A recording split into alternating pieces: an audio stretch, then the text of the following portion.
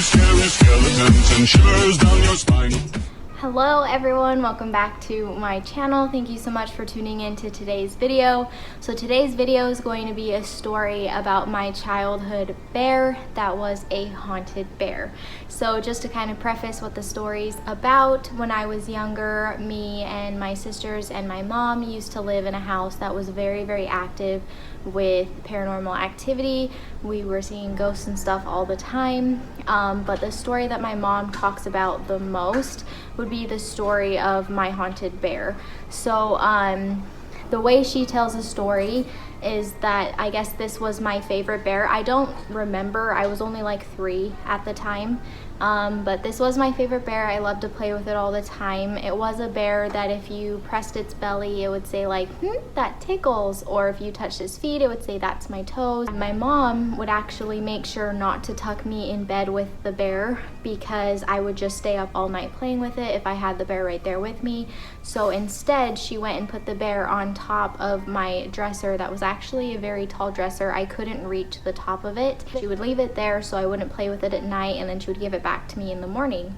Well, one night my mom heard it just going off in the middle of the night, and she was just laying there in bed. She had put all of us to bed already, so she went to go check in on us and realized that the bear was in fact still on top of the dresser. Her initial thought was that she was kind of expecting to go in there and see like one of my older sisters messing around with the bear or something, but she didn't see anyone with the bear. The bear was exactly where she left it. She just kind of brushed it off, and it happened a couple of times where it would just kind of go off on its own like this. So she finally just ripped the batteries out of it and threw the batteries away, and like would not let batteries be in it because she didn't want it to keep going off on its own, because it would just go off on its own. And she didn't try to exchange the batteries, make sure that the batteries just weren't going dead or anything like that. So I mean, it could have been that the batteries were going dead, but my mom's a very logical person when it comes to the paranormal, and she was very quick to say that this was very eerie and weird for her to explain.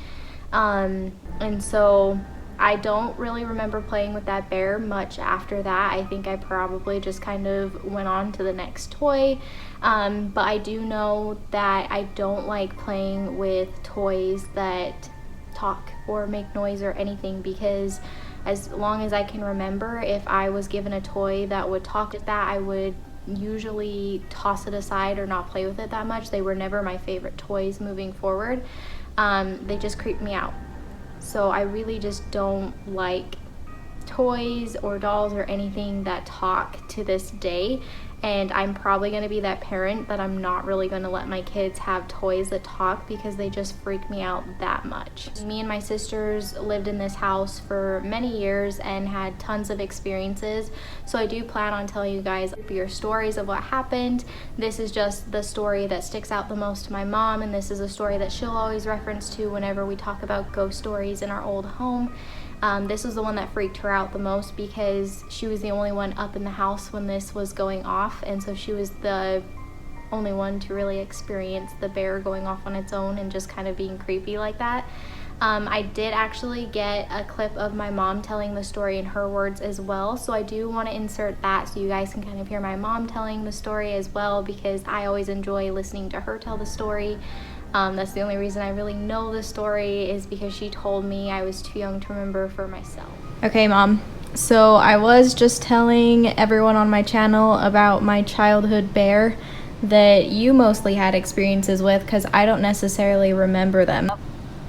Okay, so one night, all 6 of my children were all in bed sleeping. It was probably about 1 in the morning, and I wake up and I'm like, what is that? And I could hear this sound, and it was coming from my 4 kids' bedroom upstairs next to mine. And I kept thinking, what is that? And then I listened and I heard, that's my nose. And I knew Haley had a little stuffed teddy bear that did this. So I was like, oh, she must have just fell asleep with it. I'll go get it out of her bed, and then everything will be great. So I go back into the room, and the bear is sitting on the dresser, and all 4 of the girls in that room were sound asleep. So none of them were touching the bear. None of them were sleeping with it, and this bear is going off saying, "That's my nose." And if you touched its nose, it'd say that. If you touched its toes, and then it'd say, "Those are my toes." And it just said little cute things like that. But at 1 o'clock in the morning, when nobody's playing with it, it's not cute anymore. And so all of a sudden, I'm just like, put it in the closet. It did it again. So I'm like, okay, screwdriver, batteries coming out, bear going in toy box. So I ran, got the screwdriver as fast as I could, because at this point, I'm way freaked out. Get the screwdriver, get the batteries out, put the batteries in the garbage, put the bear back together, put it in the toy box, go to bed.